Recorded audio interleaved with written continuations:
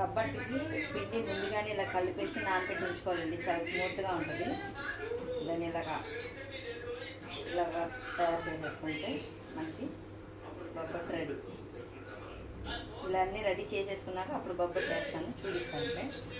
ఓకేనా? ఇలాగా ఇలా రెడీ చేసేసుకొని బొబ్బట్టు వేడివేడిగా బొబ్బట్లు రెడీ ఫ్రెండ్స్. చాలా బాగా వచ్చినాయండి. ఎక్కువ ఉన్నప్పుడు తీయాలి. చూసారు బొబ్బట్లు 11ంటికి అండి 120 పీసెస్ ఆర్డర్ ఇచ్చారు. మా కస్టమర్ ఎవరో కానీ 12 అయినా సరే నాకు ఆర్డర్ ఇచ్చేయాలని కూర్చున్నాడు.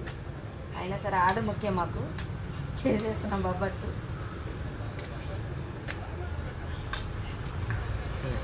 బొబ్బట్లు ఇలాగా పేర్చుకోవాలన్నమాట. ఆయిల్ పేపర్ వేసేసి బొబ్బట్లు పెడితే బొబ్బట్టుకి బొబ్బట్టు అంటుకోకుండా ఊడిపోకుండా ఉంటుంది అన్నమాట వేడి మీద. మేము మూత కూడా పెట్టకుండా